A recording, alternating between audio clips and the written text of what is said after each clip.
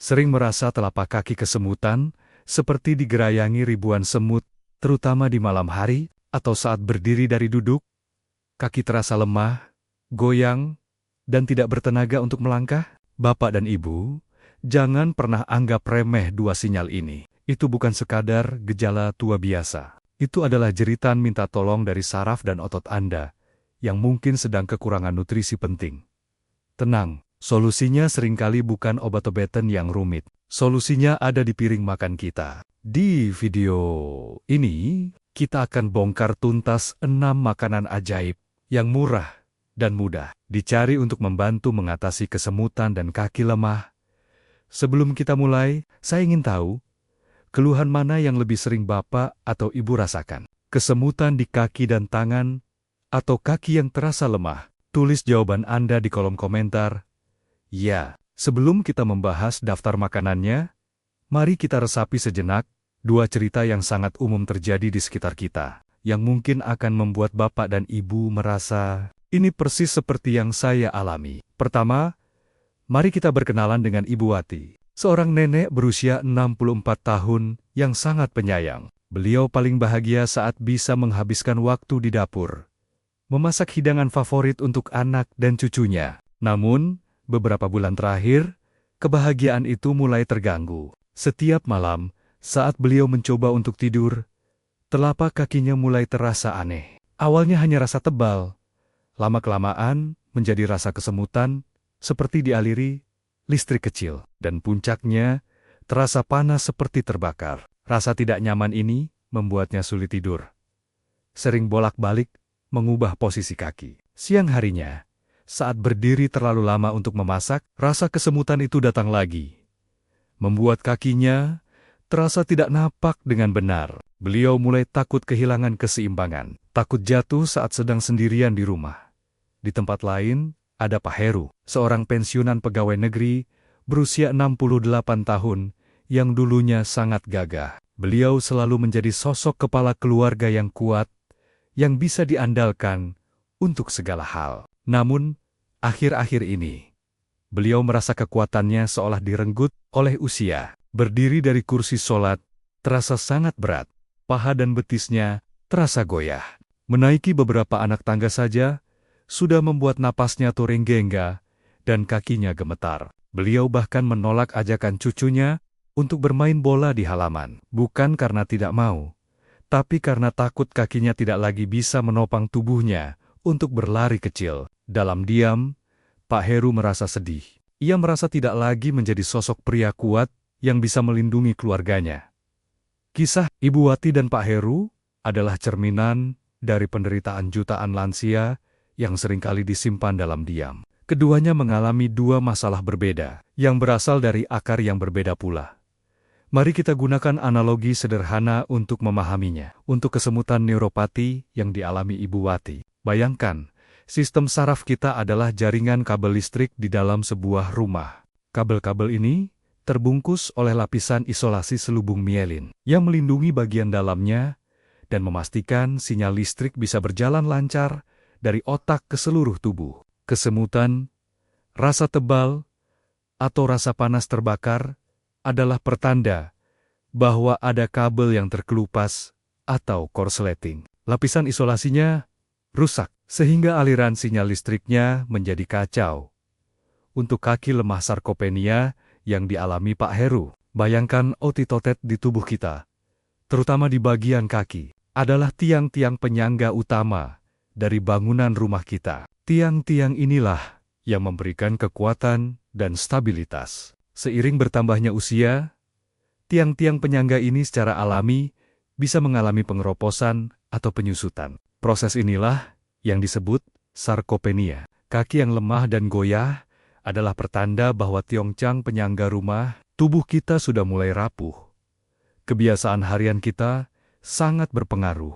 Pola makan yang kurang nutrisi, terutama kekurangan bahan material untuk memperbaiki kabel listrik dan tiang penyangga kita, akan mempercepat kedua proses kerusakan ini. Kita seringkali hanya fokus pada rasa kenyang, tanpa memikirkan apakah makanan yang kita makan sudah menyediakan nutrisi perbaikan yang dibutuhkan oleh tubuh kita yang menua.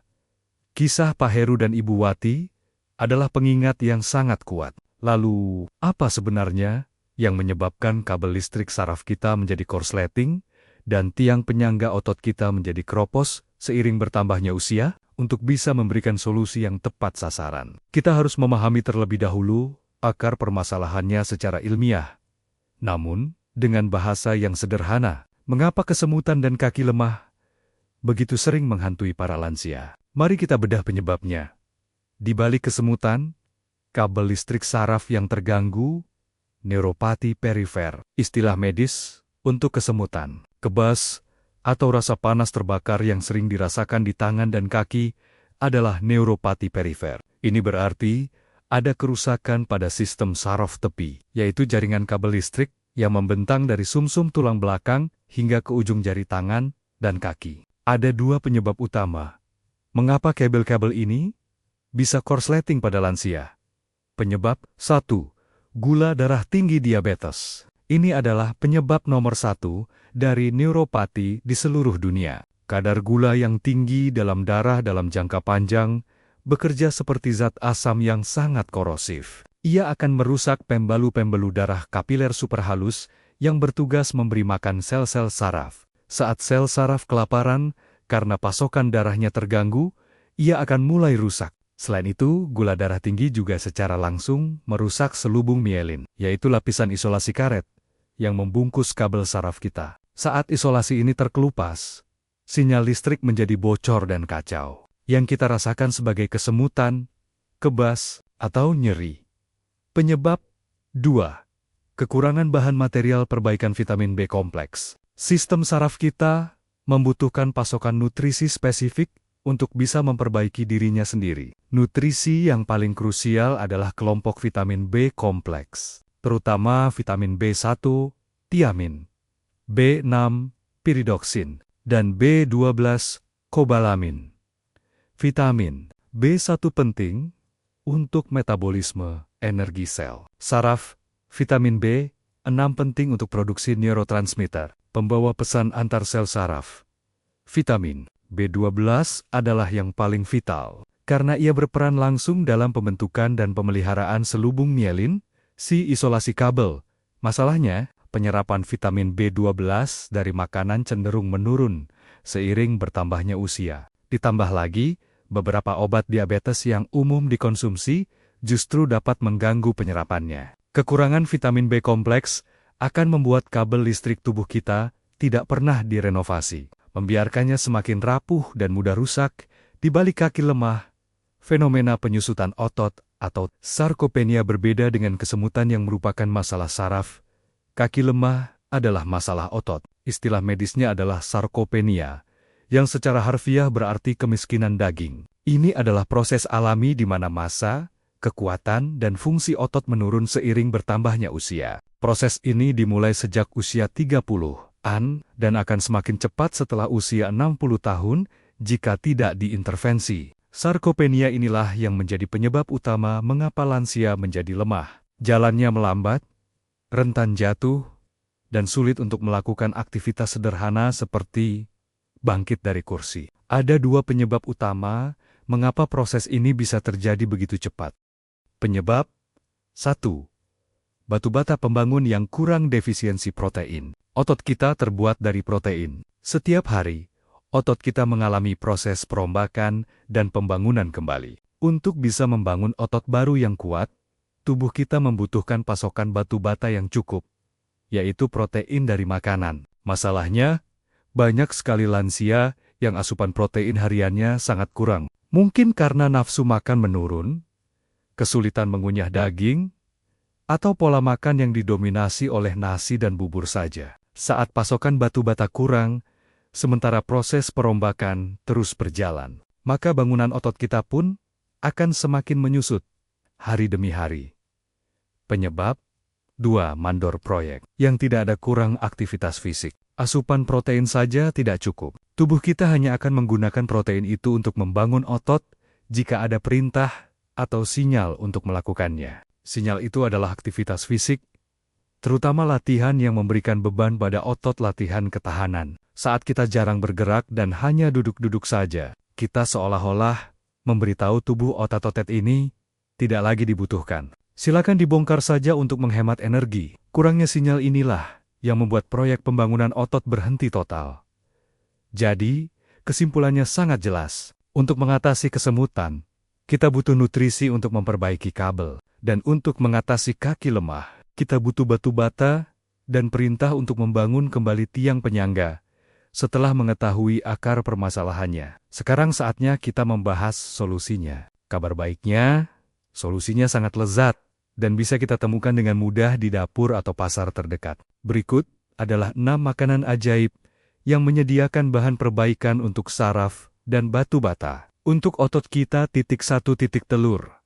Paket lengkap untuk saraf dan otot. Penjelasan logis. Telur adalah makanan yang paling sempurna untuk mengatasi kedua masalah ini secara bersamaan. Ia adalah sumber protein berkualitas tinggi yang terjangkau, dan juga salah satu sumber vitamin B12 hewani terbaik. Alasan medis. 1 butir telur rebus mengandung sekitar 6 gram protein berkualitas tinggi yang menjadi batu bata sempurna untuk melawan penyusutan otot sarkopenia. Lebih dari itu, kuning telurnya adalah gudang vitamin B12. Bahan material utama untuk memperbaiki selubung mielin atau isolasi kabel saraf kita dan mengatasi kesemutan. Telur juga mengandung nutrisi penting lain seperti kolin yang sangat baik untuk kesehatan otak. Penerapan sehari-hari. Cara termudah dan tersehat adalah dengan merebusnya. Jadikan 1 atau 2 butir telur rebus sebagai menu sarapan atau camilan sehat. Anda setiap hari 2 ikan kembung atau salmon, duet maut protein, dan omega-3. Penjelasan logis, ikan berlemak seperti kembung versi lokal dan murah, atau salmon versi premium adalah makanan super untuk para lansia. Mereka menyediakan protein untuk otot dan lemak sehat untuk saraf. Alasan medis, selain kandungan proteinnya yang tinggi, ikan-ikan ini adalah sumber terbaik asam lemak omega-3 DHA dan EPA. Omega-3 adalah lemak anti radang yang sangat kuat. Ia membantu mengurangi peradangan yang bisa merusak sel-sel saraf, dan juga merupakan komponen penting dalam membangun membran atau dinding sel saraf itu sendiri. Menjaga kabel listrik kita tetap sehat dan fleksibel. Penerapan sehari-hari. Cobalah membuat pepes ikan kembung atau tim ikan salmon dengan jahe. Hindari menggorengnya, karena panas tinggi dapat merusak kandungan omega-3-nya yang berharga. Konsumsi 2-3 kali seminggu.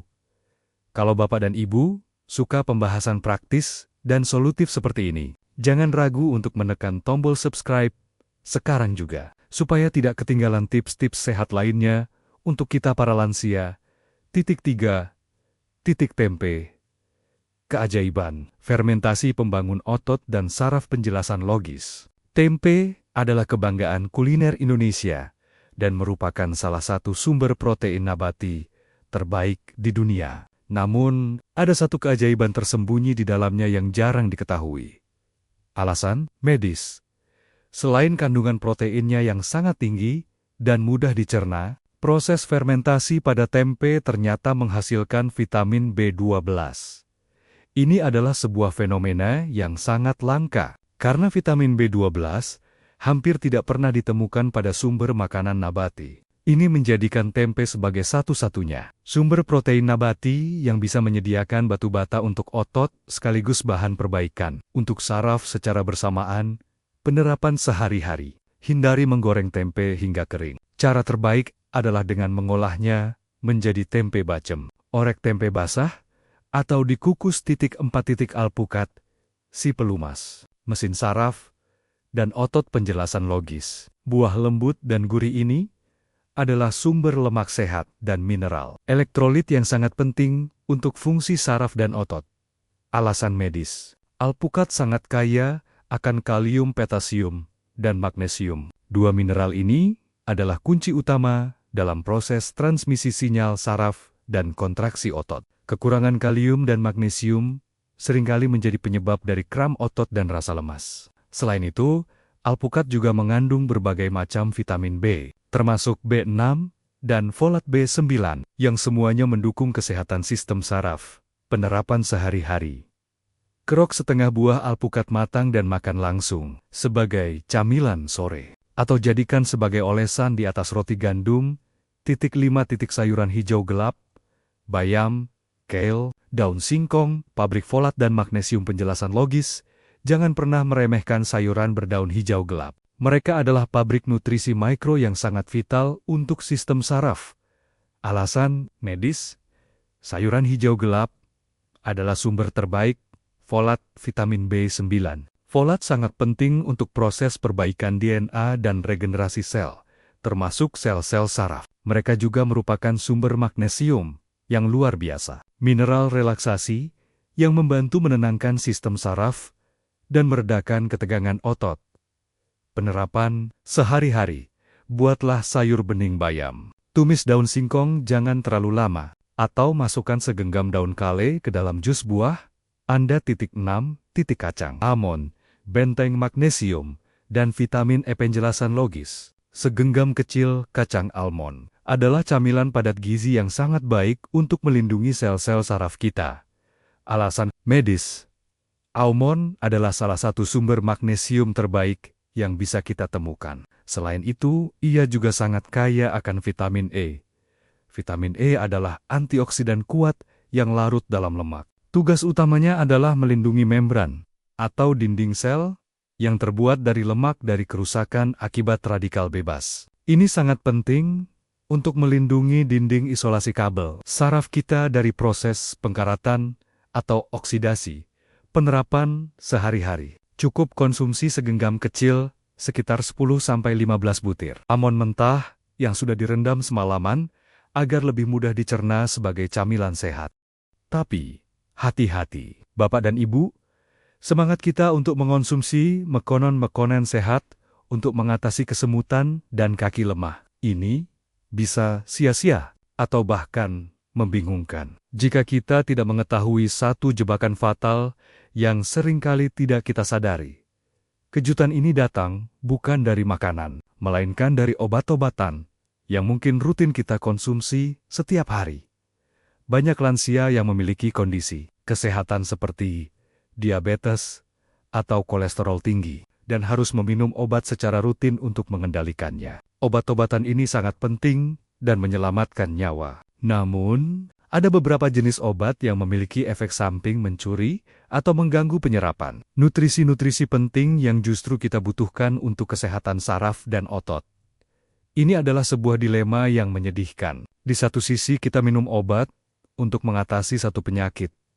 Tapi di sisi lain, obat yang sama justru bisa memicu masalah baru seperti kesemutan atau kelemahan otot. Jebakan 1. Obat diabetes dan pencurian vitamin B12. Obat diabetes yang paling umum diresepkan di seluruh dunia adalah metformin. Obat ini sangat efektif untuk mengontrol gula darah. Namun, data dari banyak sekali penelitian menunjukkan bahwa penggunaan metformin dalam jangka panjang dapat secara signifikan mengganggu penyerapan vitamin B12 dari usus. Akibatnya, banyak sekali penderita diabetes yang sudah bertahan minum metformin mengalami kekurangan defisiensi vitamin B12. Mereka mungkin sudah rajin makan telur dan ikan, tapi tubuhnya tidak bisa menyerap vitamin B12 dengan baik. Kekurangan inilah yang kemudian menyebabkan atau memperparah gejala kesemutan atau neuropati diabetik. Jebakan 2. Obat kolesterol dan efek samping nyeri otot. Obat penurun kolesterol dari golongan statin adalah salah satu obat yang paling banyak dikonsumsi lansia untuk mencegah penyakit jantung. Obat ini sangat hebat. Namun, salah satu efek samping yang dilaporkan, meskipun tidak terjadi pada semua orang, adalah nyeri otot, kram, dan rasa lemas. Gejala ini kadang-kadang bisa sangat mirip dengan rasa kaki lemah akibat sarkopenia. Lalu, bagaimana cara kita tahu apakah kesemutan atau kaki lemah kita disebabkan oleh kekurangan nutrisi murni, atau justru karena efek samping dari obat yang kita minum, dan obat-obatan umum? Apalagi yang bisa mencuri nutrisi penting dari tubuh kita tanpa kita sadari. Pembahasan lengkap mengenai daftar obat-obatan pencuri nutrisi dan bagaimana cara mengatasinya dengan aman bersama dokter. Ini akan saya kupas tuntas di video selanjutnya, karena ini adalah informasi yang sangat krusial. Jadi, pastikan Bapak dan Ibu sudah tekan tombol subscribe dan nyalakan loncengnya. Jadi, kalau Bapak dan Ibu ingin kaki dan tangan kita bebas dari kesemutan yang menyiksa, dan kaki kita tetap terasa kuat untuk melangkah dengan percaya diri di usia senja, kuncinya sangatlah jelas. Kita harus memberikan bahan material yang tepat kepada tubuh kita. Ingatlah analogi kita tadi. Untuk memperbaiki kabel listrik saraf yang korsleting, berikan ia bahan isolasi terbaik berupa vitamin B kompleks, terutama B12, dari telur dan tempe. Dan untuk membangun kembali tiang penyangga otot yang keropos, berikan ia batu bata berkualitas tinggi, berupa protein dari telur, ikan, dan tempe, serta pelumas berupa mineral dari alpukat dan sayuran hijau. Seringkali digunakan sebuah analogi yang indah. Tubuh kita di usia senja ini, ibarat sebuah rumah pusaka yang berharga. Mungkin catnya sedikit pudar di beberapa bagian, tapi fondasi dan strukturnya masih bisa kita rawat dan perkuat. Makanan-makanan yang telah kita bahas tadi adalah semen, cat, dan material perbaikan terbaik untuk merawat rumah pusaka kita ini, agar ia tetap berdiri kokoh dan nyaman untuk kita tinggali hingga bertahan-tahan ke depan. Kalau video ini dirasa bermanfaat, saya titip satu hal saja dari Bapak dan Ibu. Bantu bagikan video ini ke grup WhatsApp keluarga, teman-teman pengajian, atau komunitas pensiunan Anda, karena informasi tentang kesemutan dan kaki lemah ini sangat umum. Namun solusinya yang sederhana ini jarang sekali dibahas tuntas. Mari kita bantu lebih banyak lagi lansia untuk hidup lebih berkualitas. Terima kasih telah menyimak sampai akhir.